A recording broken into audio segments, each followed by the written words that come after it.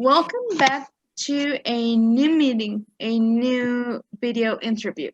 This time we have, as always, we have my friend Tiff and as our guest, we have our friend Riley. So, welcome, girls. Hello, hello. Hello, Riley. Welcome. What is your disability or diagnosis? So I have a couple, I guess, but I guess the main things is I have a spinal cord injury, so I'm a C8 quadriplegic incomplete, and then I'm also hard of hearing, and then I deal with chronic pain. So those are like the three kind of main disabilities that I would say I identify with. Can I ask, how did you get your spinal cord injury? Sure, yeah. So I had a really severe kyphosis curvature. So if you don't know what that is, essentially it is the curvature of the spine, but it typically manifests itself in like almost like a hump or like a hunchback. So I had that when I was like between the ages of like 11 and 12, and it started growing really rapidly. And I had the curvature was 120 degrees, so it was big. It was a really, really big curvature, and it was really dangerous because essentially, if you think about it, you know, your spine is naturally relatively straight, and when it's curved like that, there's a lot of pressure on your nerves and all those sorts of things. So I had to get surgery to correct it. And during the procedure, my neck basically, I guess, crumbled in a way. And so from that, I had my spinal cord injury. So it was during the surgery. Wow. Yeah, it's a pretty like weird and intense story. Although I guess most spinal cord injuries would be like kind of an intense story. But yeah, so from there, when I first woke up, my level of injury, I guess my level of injury was always the same, but the way it manifested was different. So when I first woke up, I didn't really have much movement of either of my arms, and I wasn't able to breathe on my own. So I was like intubated and all that stuff. And then throughout like my stay in the intensive care unit, I eventually regained the ability to breathe on my own. And then essentially all of the movement in my right arm and hand came back. And then my left arm and hand are like mostly functional, although I do have some like paralysis in my left hand.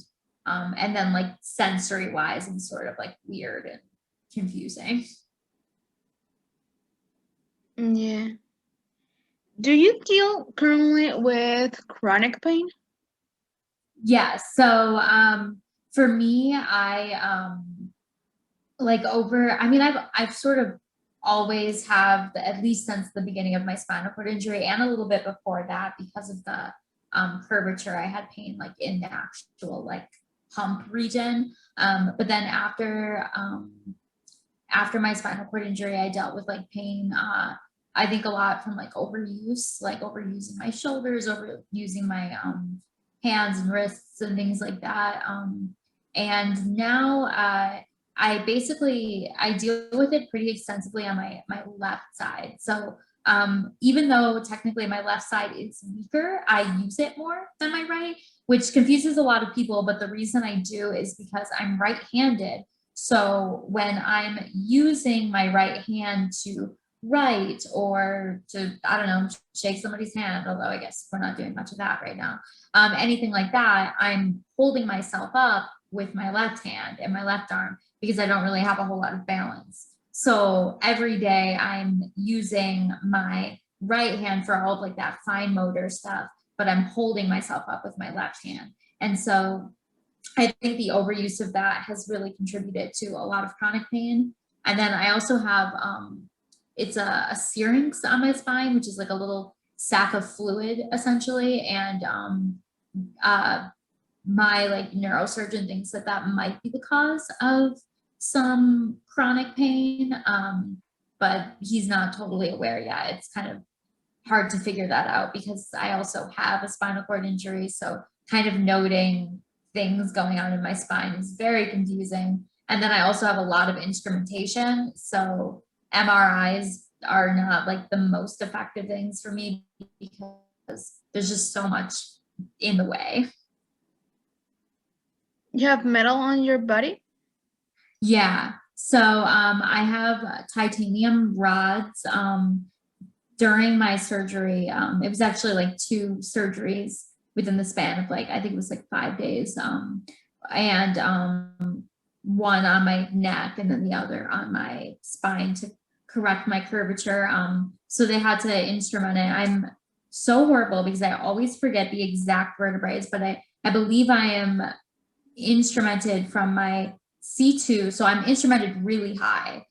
So I have really limited range of motion in my neck. And then down to like, I think it's like T10 or something. So I have a lot. It's funny because I know a lot of people with instrumentation in their spine, but it's more lumbar or like the lower thoracic region. So they're really stiff from like here down, but then they are able to move normally up here. And I'm the opposite. I'm like really wiggly down by my hips, but like up here, I'm like very like, you know, rigid. Yeah, exactly.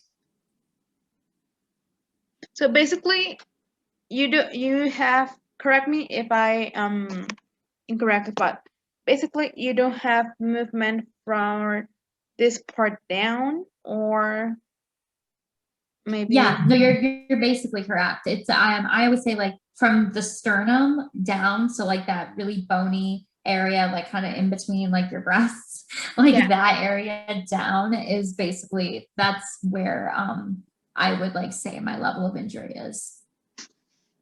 Okay. Yeah, so just so that people can understand the level of movement that you have.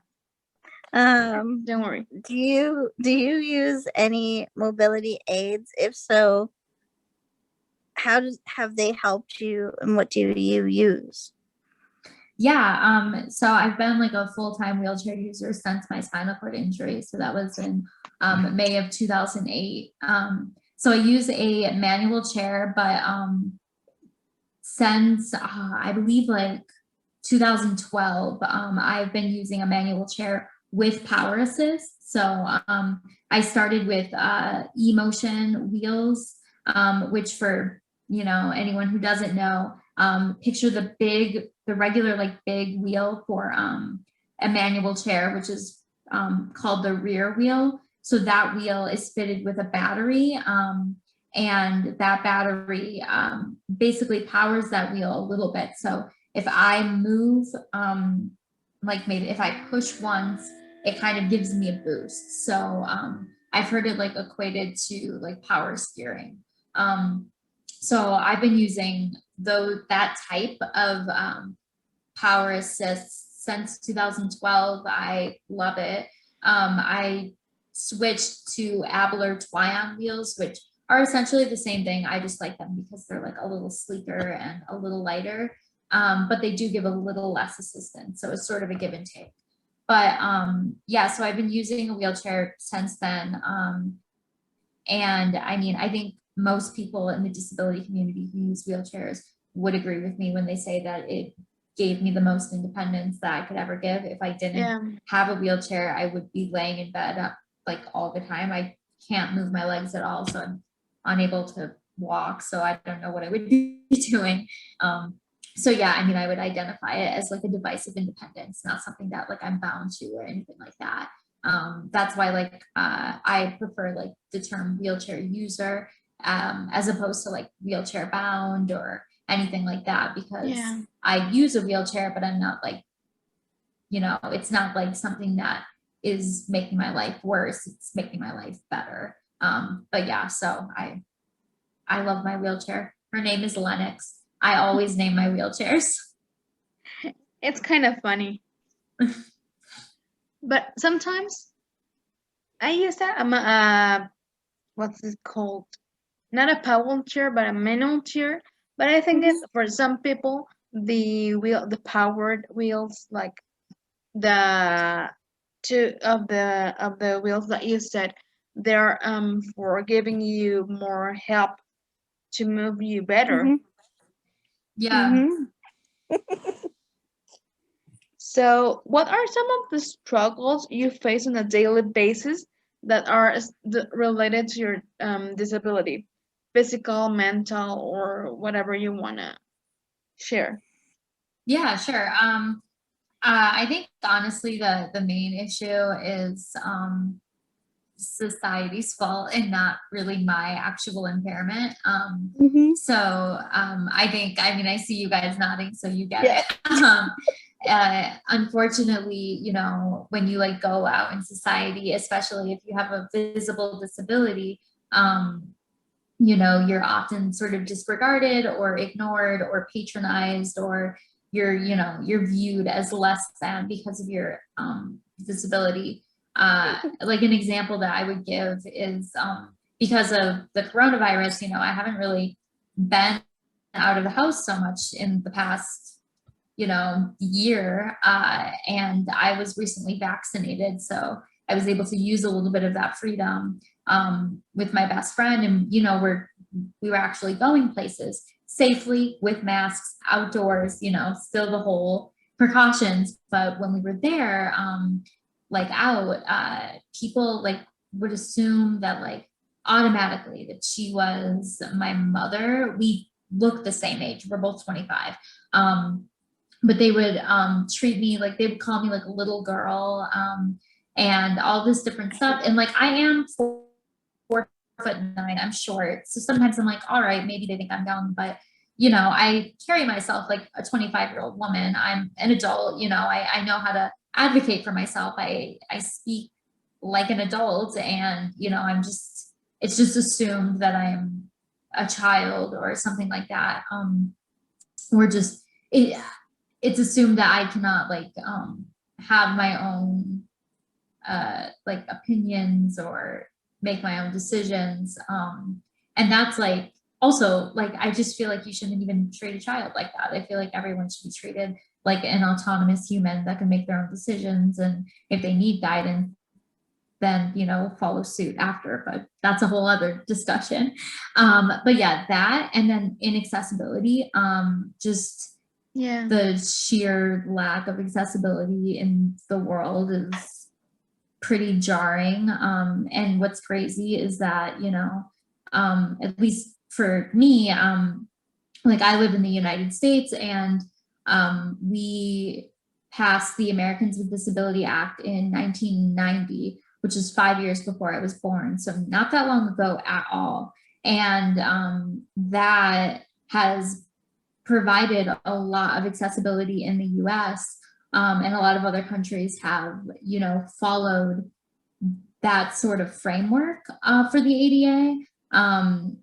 But unfortunately, even with that, a lot of things are not accessible. A lot of people use weird excuses like, oh, it's a historical building, so we can't make it accessible. But like, there's actually not like a ton of legal precedent for that. There's lots of different things with that, but essentially, it's just crazy to me to think that when if I was just born a few years earlier, I would have been living in a world where it was legal to, you know, discriminate against someone because of their disability, as long as that, you know, institution wasn't getting any sort of federal funding. But yeah, so those are the two main issues. But then my last one, I will say, would be my the only one that I would specify as my own impairment, and that would be like chronic pain. You know, that's like the one thing that I would say that would like truly does like disable me more than like I don't know, being hard of hearing and being, you know, a wheelchair user, I could navigate. But chronic pain, I think, is just like a very challenging thing, because I don't know, that it's weird, because that one, like, no amount of accessibility kind of alleviates it, I guess. So I guess those would be like the three main issues. Yeah, the part that you said about the accessibility, it's everywhere. I think it's everywhere.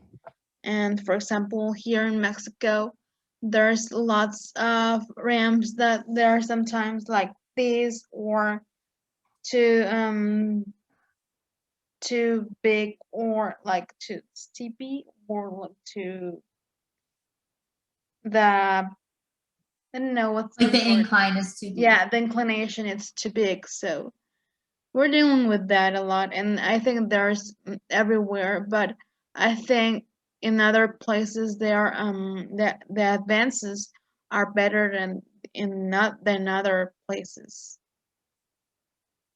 Yeah, absolutely. I think it was last year, I think it was 2019. I visited Toronto, and I was actually really impressed with their, at least in the downtown area, I thought that their sidewalks were really impressive.